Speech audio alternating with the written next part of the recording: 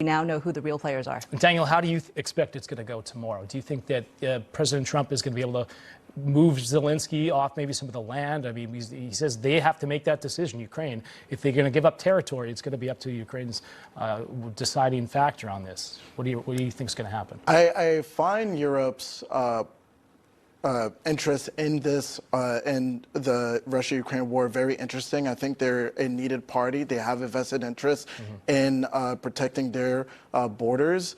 I think that Trump is a transactionalist. We see it a lot with his economic and foreign policy, and he's in a unique position to allow this deal to come through. The big question is whether Europe's idealistic goals will interfere with Trump's more transactional nature. Yeah, that's a great point, because we know he's a deal maker.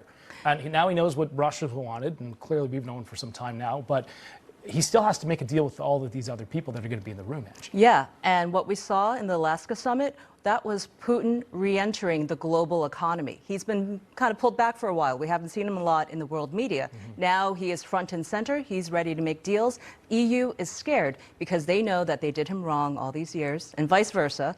And they're afraid of retaliation, so they want to all be part of this deal. Remember, the EU, Zelensky, they were not invited to the Alaska summit for a reason.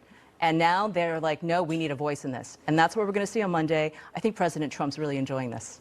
And one of the things President Trump said going into that summit in Alaska is he says, you know, if I don't get the ceasefire, I'll walk out. He didn't get the ceasefire. He didn't walk out, though. He stayed there for about 3 hours and talked with Russian President Putin. Why do you think that he didn't leave if he didn't get the ceasefire? Well, because I think the important part is that Trump finally got Russia on the table. You know, I think it would be foolish to say that, oh, because I didn't get the ceasefire agreement, I'm going to cease all lines of communication with Russia. That's what the Biden administration did after sanctioning Russia. There was no clear line of communication between the United States and Russia in order to end the war. And now Trump is in that position where Russia's at the table, like Angie said, and it's going to be very interesting how Europe plays into this whole deal. Real quick, Angie, we're at about the 1 yard line. Yeah. Is Trump going to be able to get the ball over into the end zone? I think he's already had the deal in his head made. Look, Rome wasn't built in a day, right? Was Friday perfect? No. But as our colleague here says, he was brought to the table. Putin's ready to play. Every indication is saying he's going to re-enter. Trump's going to make the deal this week. Yeah. I'll eat that piece of paper if it doesn't happen. You'll eat the words. Yeah. Daniel Idfresne as well as Angie Wong, thave you so much. I appreciate you coming on.